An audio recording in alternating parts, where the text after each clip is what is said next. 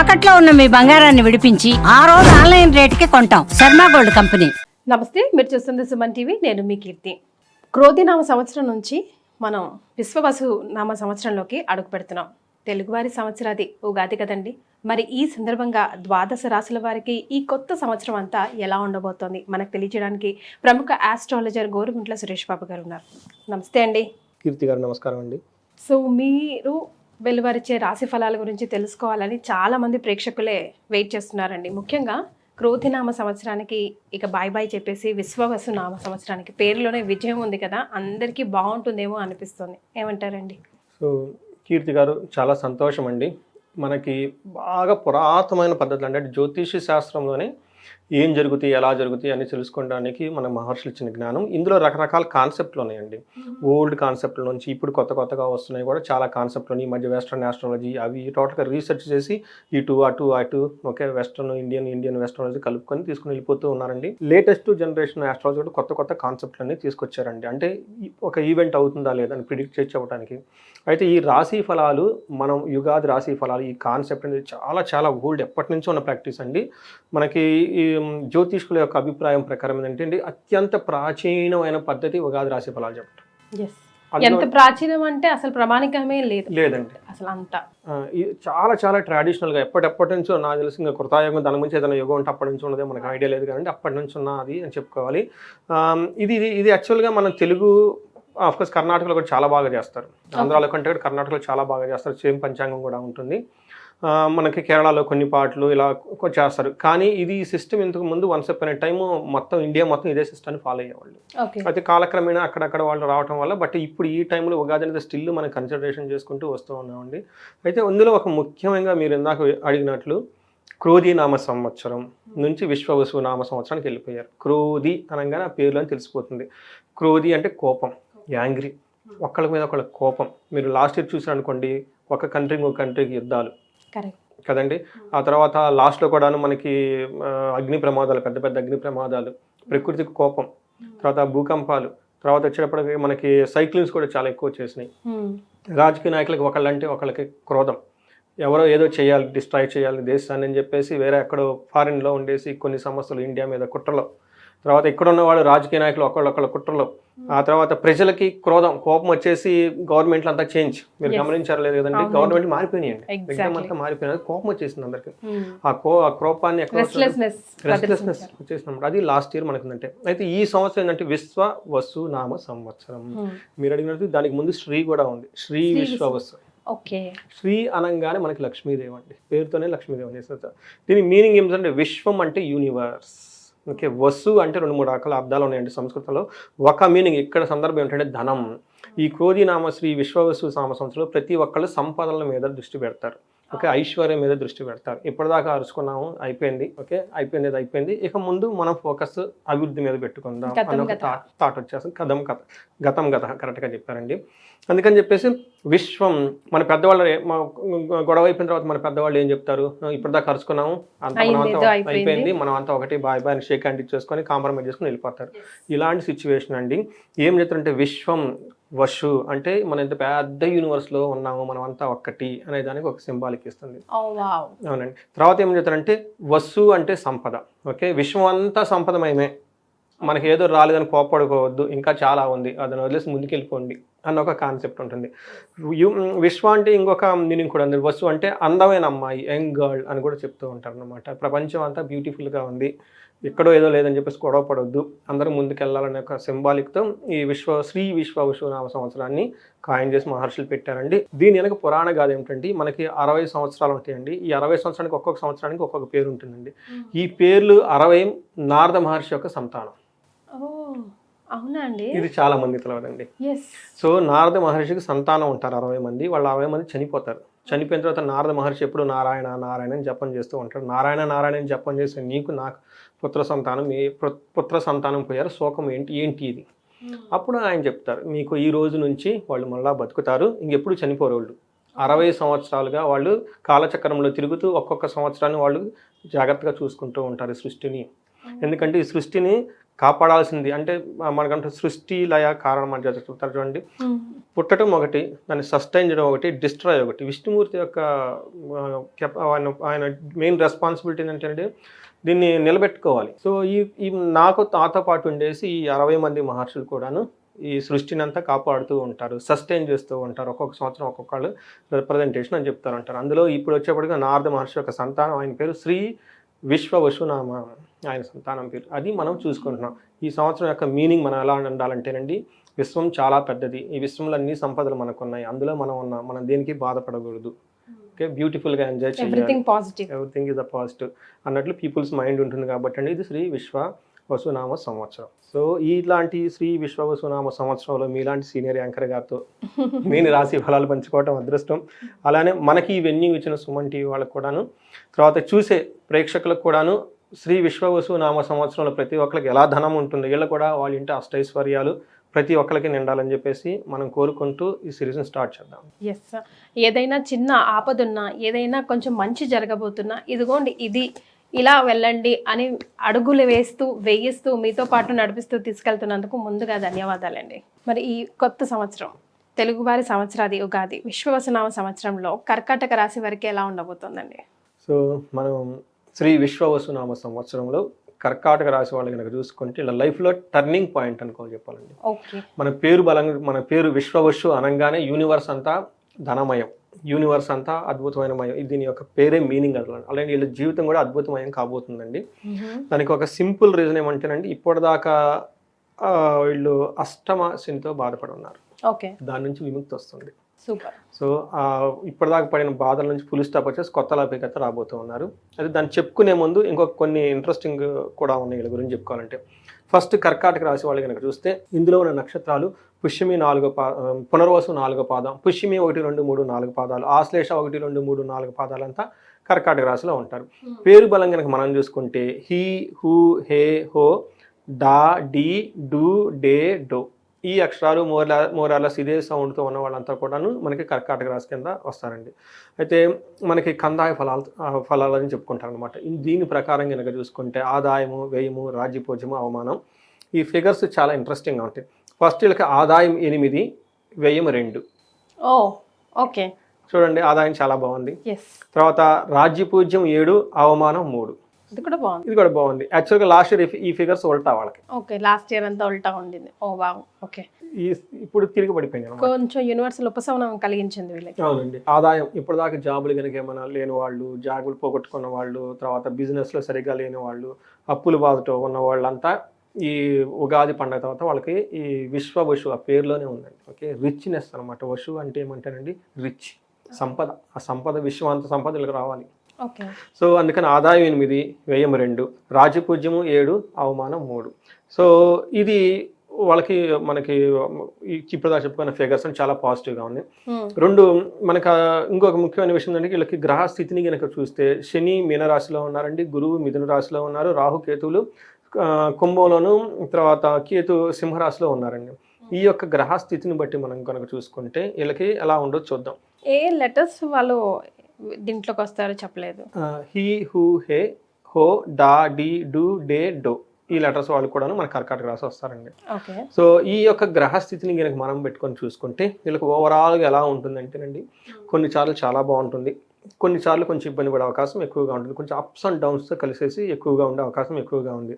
అయితే ఎలా ఉంటుంది అంటేనండి, ఫస్ట్ వీళ్ళకి హెల్త్ కాంప్లికేషన్స్ ఉండే అవకాశం ఎక్కువగా ఉంటుంది. తర్వాత భయం కలిపే సిచ్యువేషన్స్ ఎక్కువగా ఉంటాయి. ఏదో ఒక దాంతో పీడించబడినట్లు హెల్త్ రిలేటెడ్ విషయాలు బాధపడే అవకాశం ఎక్కువగా ఉంటుంది. రెండో ఇంట్లో ధనం ఉండటం, కేతు ఉండటం వల్ల కొంచెం ధనం వస్తూ పోతూ ఎక్కువ ఉంటుంది అనమాట. అంటే ఏది కొంచెం స్థిరంగా లేకుండా ఉండే అవకాశం ఎక్కువగా ఉంది రాబోయే పరిస్థితి. మనం బేసికల్గా శని యొక్క వీళ్ళకి చాలా రిలీఫ్ చేయబోతున్నాడండి. అష్టమ శని నుంచి చాలా మందికి ఈ పండగ తర్వాత చాలా బాగుంటుంది. ఎందుకంటే వీళ్ళ దగ్గర నాకు చాలా ఇంతకుముందు వీడియోస్లో కూడా చెప్పాను నేను, 10 కాల్స్ వస్తే 2 లేదా 3 కాల్స్ ఈ కర్కాటక రాశి నుంచి వస్తాయి. ఆశ్లేష నక్షత్రం కానివ్వండి, అందులో వేరే ఏ నక్షత్రం ఉన్నా కానివ్వండి, ఆ 3 నక్షత్రాలకు సంబంధించిన వాళ్ళు ఎక్కువ ఫోన్లు చేస్తూ ఉంటారు. ఎక్కువ ఈ సంవత్సరానికి ఆశ్లేష నక్షత్రం వాళ్ళు చాలామంది ఫోన్లు చేశారు నాకు.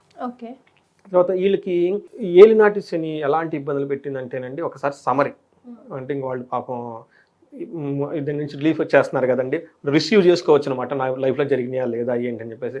ఫైనాన్షియల్గా బాగా ప్రాబ్లం. తర్వాత కొంతమందికి డైవర్స్లు అవ్వటం, ఓకే, సూసైడ్ అటెంప్ట్ దాకా వెళ్ళిపోవటము, అవమానాలు జరగటము, నమ్మక ద్రోహాలు జరగటము.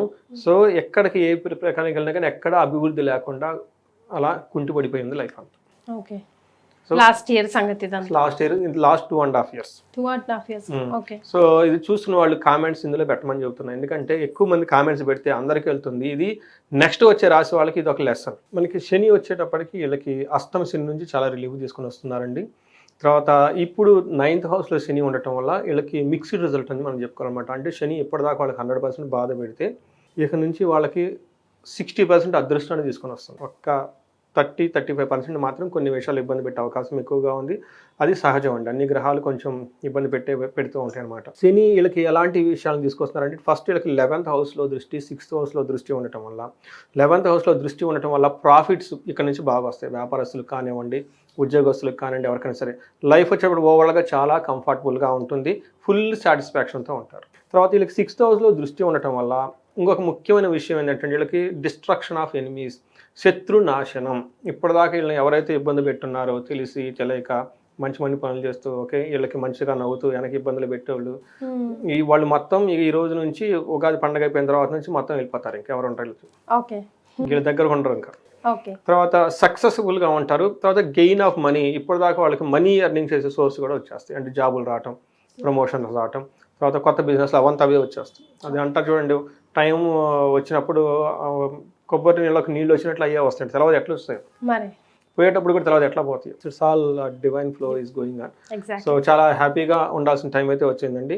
తర్వాత వీళ్ళకి అయితే శని 9వ ఇంట్లో ఉండటం వల్ల వీళ్ళకి ఏం చెప్తారంటే స్వధారా స్వత క్లేశం, క్వచిత్ ద్రవ్యం, క్వచిత్ దుఃఖం, క్వచిత్ సుఖం అని చెప్తారనమాట. అంటే భార్యతోటి, పిల్లలతోటి, లేదంటే భర్త స్పౌస్తో కానీ గొడవలు అయ్యే అవకాశం ఎక్కువగా ఉంటుంది. ఇంట్లో కొంచెం జాగ్రత్తగా ఉండాలి. కొంచెం సుఖంగా, కొంచెం దుఃఖంగా, కొంచెం సంతోషంగా, కొంచెం విచారంగా అప్పుడప్పుడు వస్తూ పోతూ ఉన్నట్లు ఉంటుందన్నమాట వీళ్ళకి లైఫ్. అంతేకాకుండా హెల్త్ విషయంలో కొంచెం జాగ్రత్తగా ఉండటం చాలా చాలా ఇంపార్టెంట్. ఇది శని దాదాపు ఒక 60% చాలా బాగా సపోర్ట్ ఇస్తున్నారని, ఏళ్ళ నాటి నుంచి బాధలు పోయే, అష్టమ శని నుంచి బాధలన్నీ పోయే అవకాశం పోతున్నాయి, అవకాశం పోయి చక్కగా అదృష్టం తీసుకొని వస్తున్నారు అనమాట. గురువు కూడాను వీళ్ళకి 12th హౌస్లో ఉండేసి 4th హౌస్ని 8th హౌస్ని చూస్తున్నారు అనమాట. 12th హౌస్లో గురువు ఉండటంతో ఏం చెప్తారంటే శుభమూల వ్యయకృత్ అని చెప్తాను అనమాట. అంటే శుభకార్యాల గురించి వ్యయాలు ఖర్చు పెడతారు. అంటే ఏంటి, పెళ్లి జరుగుతుంది, పెళ్లికి చాలా ఖర్చు ఉంటుంది కాబట్టి ఎక్కువ అప్పటిదాకా దాచుకున్న డబ్బు అంతా తీసుకొచ్చేసి అక్కడ పెట్టేస్తూ ఉంటారు. లేదంటే కొంతమంది ఫారిన్ వెళ్ళాలనుకో వాళ్ళకి ఏంటంటే వాళ్ళ బ్యాంక్లో డిపాజిట్ ఎంతో కొంచెం చూపించుకొని ఎంత తీసుకుని పోవాలి, ఇళ్ళు కట్టుకోవాలి, లేదంటే దేవస్థానాలు కట్టడం, ఇలా ఒక పుణ్య కార్యాల గురించి చాలా ఎక్కువగా ధనం ఖర్చు చేస్తారు. దానికి డబ్బు కావాలి కాబట్టి ఆ డబ్బు అడ్జస్ట్మెంట్ చేసుకోవడానికి అంతకుముందు దాచుకున్నది ఏదైనా బంగారం కానీ, ఏదైనా అమ్ముకోవటం కానీ, ఏదైనా వాటికి ఉపయోగపడిన అమ్ముకొని ఆ డబ్బు ఇక్కడ తీసుకొచ్చి అడ్జస్ట్మెంట్ చేసేసే అవకాశం ఎక్కువగా ఉంటుందన్నమాట. అంతేకాకుండా వీళ్ళకి స్థాన భ్రష్టం అని చెప్తుంటా, అంటే ప్రొఫెషన్లో కొంచెం చేంజెస్ ఉండే అవకాశం ఎక్కువగా ఉంటుంది. తర్వాత ధనం, ఇందాక మనం చెప్పుకున్నాం, శుభకార్యాలు, పెద్ద పెద్ద కార్యాలు చేయాలనుకుంటాం కాబట్టి దానికి సంబంధించిన డబ్బు ఎప్పుడు షార్టేజ్ అయ్యి అది ఎలా తీసుకురావాలని ఆలోచించే దాంట్లో కూడా వీళ్ళకి ఎక్కువగా టైం స్పెండ్ చేస్తూ ఉంటారు. ఇదే 4th హౌస్లో 8th హౌస్లో దృష్టి ఉండటం వల్ల వీళ్ళకి 4th హౌస్లో ఓవరాల్గా జీవితం అంతా చాలా కంఫర్టబుల్గా హ్యాపీగా ఉంటుంది. ఇంట్లో గొడవలు అన్నీ వెళ్ళిపోతూ ఉంటాయి. ఇక్కడ నుంచి ఇప్పటిదాకా గొడవలు ఏమైనా పడి ఉంటే బాగుంటుంది, వాళ్ళతో భార్యాభర్తలు గొడవలు సెటిల్ అయిపోతారు. తర్వాత ఓవరాల్గా లైఫ్ చాలా చక్కగా ఉంటుంది. తర్వాత ఎడ్యుకేషన్కి సంబంధించిన విషయాలు చాలా లైఫ్ ప్రోగ్రెసివ్గా ఉంటుంది. లాంగవిటీ, హెల్త్ కాంప్లికేషన్స్ ఎవరైనా ఉన్నా కానీ వాళ్ళకు కూడాను ఈ సంవత్సరం అంతా చాలా చక్కగా బాగుండేసి వాళ్ళకి ఆయుష్ పెరిగే అవకాశం ఎక్కువగా ఉంటుంది. రాహు వీళ్ళకి 9th హౌస్ నుంచి 8th హౌస్లోకి షిఫ్ట్ అవ్వటం వల్ల ఏమవుతుందంటే శారీరకంగా కొంచెం బాధలు, మానసిక చింతలు, తర్వాత వీళ్ళకి మనకి ఏం చెప్తుంటే రాజకోపో ప్రయాణం అని చెప్తుంటే, అంటే అధికారుల నుంచి అప్పుడప్పుడు కోపపడే సిచ్యువేషన్స్ వచ్చే అవకాశం ఎక్కువగా ఉంటుంది. మృగాద్ భయం, అంటే వీళ్ళకి అఫ్కోర్స్ మనకి ఇప్పుడు తక్కువ అనుకోండి, బట్ ఇంతకుముందు మన చుట్టూ ఉన్న జంతువులు వచ్చేసి మన సడన్గా పడవటం ఇట్లాంటి జరిగే అవకాశం ఎక్కువగా ఉంటుంది. అంటే వీళ్ళ దగ్గర మనకు పెట్స్ ఉన్నా కానివ్వండి, లేదంటే ఏదైనా అంటే వాటి వల్ల వీళ్ళకి భయం వచ్చే అవకాశం ఎక్కువగా ఉంటుంది. అంటే వీళ్ళకి వేరే, అంటే మనుషులు కాకుండా వేరే వాటి ద్వారా వచ్చేసి ఇబ్బంది పెట్టే అవకాశం ఎక్కువగా ఉంటుంది. ప్రయాణాలు కనుక చేస్తే ప్రయాణాల్లో కూడా కొంచెం ఎక్కువగా ప్రయాణాలు చేసే అవకాశం ఎక్కువగా ఉంటుంది. ఎందుకంటే 9th హౌస్ నుంచి 8th హౌస్కి షిఫ్ట్ అవడంతో ఫారిన్ వెళ్ళాలనుకున్నా కావండి, లేదంటే నేను ప్రయాణాలు చేస్తున్నా కానీ అందులో కొంచెం ఇబ్బందులు వచ్చే అవకాశం ఎక్కువగా ఉంటుంది. బట్ ఓవరాల్గా చూసుకుంటే ఇంతకు ముందుతో పోలిస్తే లైఫ్ చాలా బాగుంటుంది వాళ్ళకి. సూపర్. సో మరి నక్షత్రాల ప్రకారంగా ఎలా ఉంటుందండి? నక్షత్రం ప్రకారం కనుక చూసుకుంటే ఫస్ట్ పునర్వసు, పుష్యమి, ఆశ్లేష 3 నక్షత్రాలు. పునర్వసు వాళ్ళకి రాజు సమాన సౌఖ్యము, చాలా లైఫ్ అంతా ఒక రాజులాగా డిగ్నిటీగా ఉండే అవకాశం ఉంది. వా.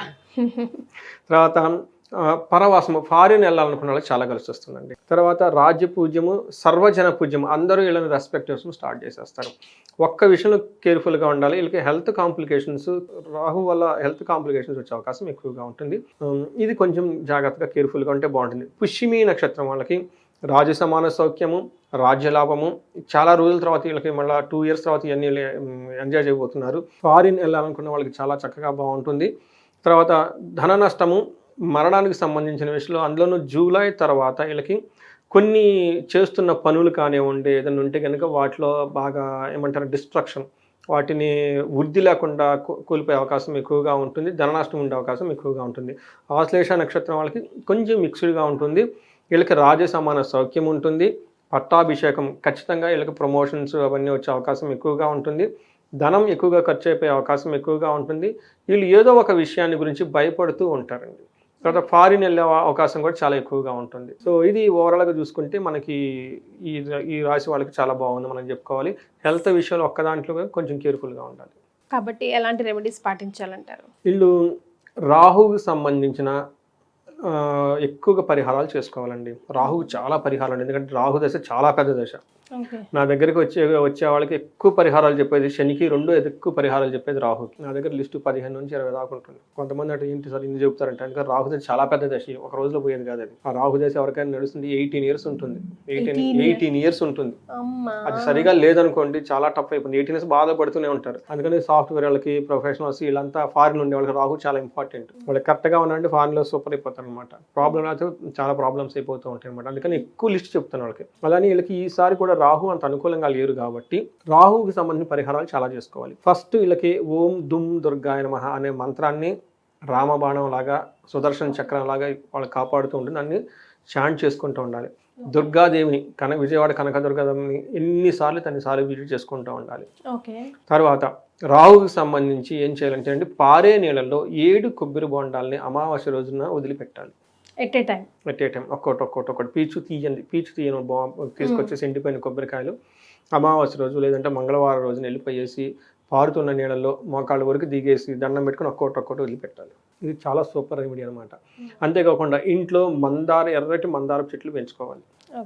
సో ఇవి చేసుకుంటూ ఉంటేసి ఎక్కువగా ఇంతవరకు చేస్తూ చాలా బాగుంటుందండి. హెల్త్ కాంప్లికేషన్ నుంచి, రాహు పెట్టే బాధల నుంచి చాలా ఉపశమనం అయితే వచ్చేస్తుందండి. సో ఈ రెమెడీస్ ఇన్స్టెంట్గా మనకు అలాంటి రిజల్ట్ ఇస్తుందంటారా? మనకి ఎలా తెలుస్తుంది? ఎలాంటి సంకేతాలు మనకి యూనివర్స్ చూపిస్తుంటుందంటారా? ఇది చాలా వెరీ ఇంట్రెస్టింగ్ క్వశ్చన్ అండి. మన ఇంట్లో ఎంత క్లీన్గా ఉండేదని మనం ఎంతవరకు ఎంత డస్ట్ పెట్టుందని బట్టి డిపెండ్ అయి ఉంటుంది. మన ఇల్లంతా దుమ్ముగా పెట్టుకొని ఇల్లంతా వరస్ట్గా ఉందనుకోండి, దాన్ని క్లీన్ చేసుకుంటే 2 రోజులు 3 రోజులు పెట్టింది. ఇల్లంతా బాగుంది అనుకుంటే ఒక 1/2 hour 1 hourలో చేసుకోవచ్చు. అలానే మీలో అక్యుములేటెడ్ కర్మ, దుష్కర్మలు, ఓకే, ఈ పాప కర్మలు, తర్వాత మీ లైఫ్ సరిగా లేదు, తిండి సరిగా లేదు, మొత్తం కూబులో కూరుకుపోయారు అనుకోండి, అంటే మీ మొత్తం ఒక ఫుల్ మీ దినచర్య మొత్తం ఒక బ్యాడ్ దాంట్లో నింపేసుకున్నారు అనుకోండి, దాన్ని క్లీన్ చేసుకోవడానికి చాలా టైం పట్టింది అనమాట. కొంతమంది ఆల్రెడీ ఆధ్యాత్మికంగా చక్కగా ఉంటారు, వాళ్ళకి వెంటనే శుద్ధి ఇస్తుంది అనమాట. సిద్ధి వెంటనే వచ్చేస్తుంది. బట్ నేను చేసినంత వరకు ఏంటంటే అండి, ఒక మంచి హోమం చేయించుకుంటే 3 to 6 monthsలో ఖచ్చితంగా రిజల్ట్ ఉంటుందండి.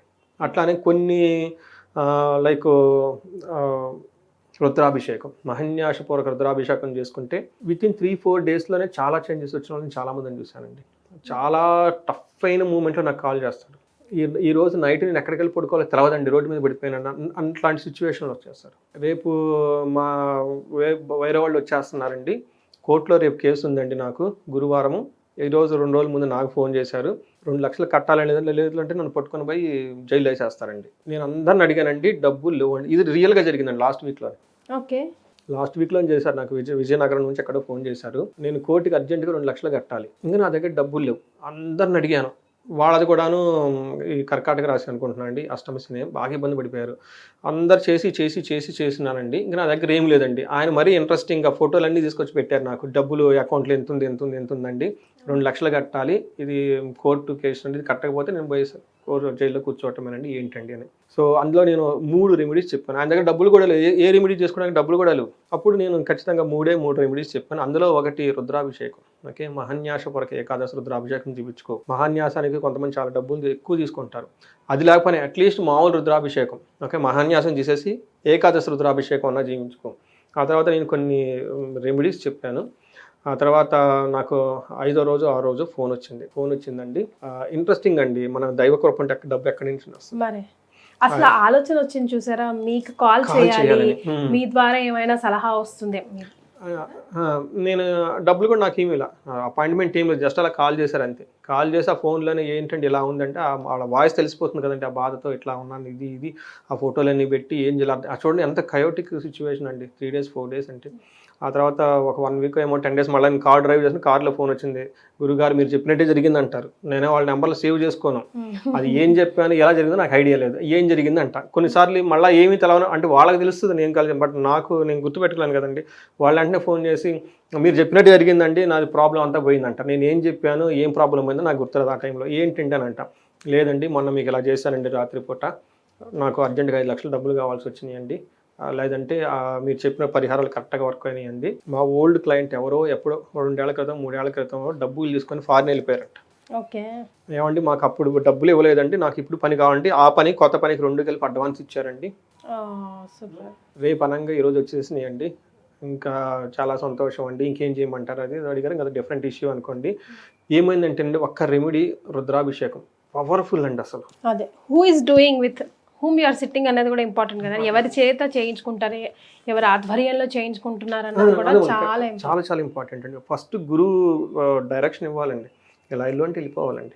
రెండోది అక్కడ చేసేవాళ్ళు, మనకు ఆ పూజ చేసేవాళ్ళు కూడాను వాళ్ళు కూడా సద్గురువుల దగ్గర నేర్చుకొని ఆ మంత్ర ఉపదేశం తీసుకొని వీళ్ళు కూడా కొన్ని లక్షల సార్లు చాంట్ చేసి దాన్ని నమ్ముకొని ఉంటారండి ఆ బ్రాహ్మణోత్తములు, వేద పండితులు ఉత్తములు. వాళ్ళ లైఫ్ ఇదే. మాకు విద్య అని ఉన్నవాళ్ళు బ్రాహ్మణులు చాలా మంది ఉన్నారు. నాకైతే ఆశ్చర్యం వేసిద్దండి. అది ఎప్పుడో యాన్సిస్టర్స్ అండి, ఎప్పుడు వేదాలండి, ఎప్పుడు మంత్రాలండి, అవి పట్టుకొని కూర్చొని సంధ్యావందనం చేసుకుంటూ డబ్బులు ఇస్తారో రావదు సీజన్లో అన్ని సీజన్లు వాళ్ళ బాధలు మామూలుగా ఉండవండి.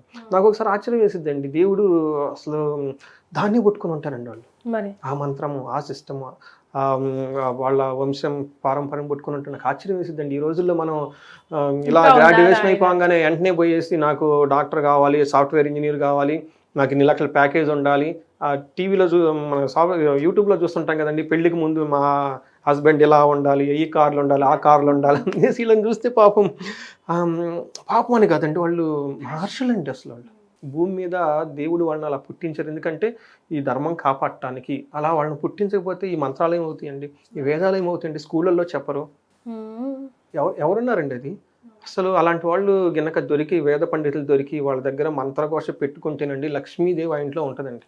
నేను చాలామందిని చూశానండి. ఒక చిన్న పూజ కనుక వాళ్ళు అంటే ప్రాపర్గా ఒక ప్రొసీజర్ ప్రకారం చేసుకొని హోమం చేసుకుని ఇన్స్టెంట్ రిలీఫ్ ఉంటుందండి. మొన్న జరిగింది ఇదేనండి. అయితే కరెక్ట్గా చేసుకుంటే ప్రొసీజర్ 3 to 6 monthsలో ఎట్లాంటి ప్రాబ్లం అయినా పోయిందండి. మేము ఐసీయూలో ఉండి 20 days కోమాలోకి వెళ్ళిపోయి బయటికి రాలేదండి వాళ్ళు. ఇన్ని రోజులు కోమాలో ఉండరు, సినిమాల్లో తప్పక. రియల్ లైఫ్లో 2 రోజులు ఉండరండి, ఎందుకంటే చాలా ఖర్చు అవుతుంది ఐసీయూలో పెట్టి.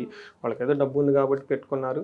అలాంటి కేసుల దగ్గర నుంచి ప్రీ మెచ్యూర్ బేబీస్ అండి, అంటే 6 months కంటే ఇంకా ముందుగానే పుట్టేసుకుంటారు పిల్లలు. అలాంటి వాళ్ళ దగ్గర నుంచి తర్వాత మ్యారేజ్ అస్సలు కాదు, మ్యారేజెస్ కామన్ ప్రాబ్లం అనుకోండి. ఇలా అన్ని ప్రాబ్లమ్స్ని with divine flow, God grace మా దగ్గరికి రావటం. అవి నేను తర్వాత మా దగ్గర బ్రాహ్మణోత్తములు కొంతమంది ఉన్నారు, వేద పండితులు ఉన్నారు, వాళ్ళ దగ్గర దివ్య దృష్టి ఉంటుందండి. వాళ్ళ ద్వారా కలిసి చర్చించుకొని ఒక మంచి ముహూర్తం పెట్టుకొని వాళ్ళని తీసుకొచ్చేసి చేస్తే అద్భుతమైన రిజల్ట్స్ వాళ్ళకి వచ్చాయి, మాకు. ఎందుకంటే ఒక లోన సోల్ ఏడుస్తుంటుందండి తర్వాత ఒక మనిషి ఎప్పుడు ఏడుస్తాడండి, ఎంత బాధపడితే ఏడుస్తారండి.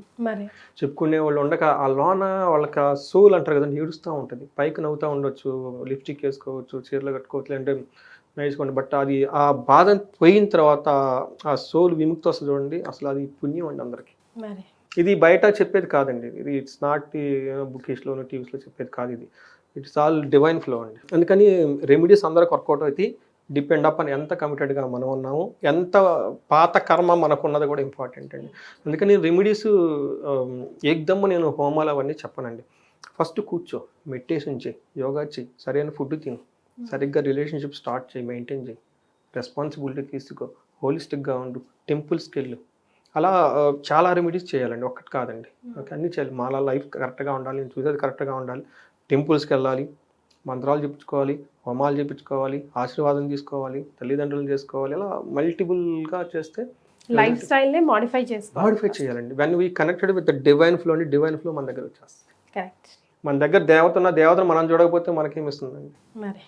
మరి అది విజ్డమ్ మనకు ఉండాలి కదండి. ఎస్, మన చుట్టూ అద్భుతమైన సంపదలు ఉన్నాయి, మన బుద్ధి అక్కడ పోకపోతే ఏం చేస్తాం? మరి వెల్ సెడ్ అండి. చాలా మంచి విషయాలు తెలుసుకున్నాం. ధన్యవాదాలు. ధన్యవాదాలండి.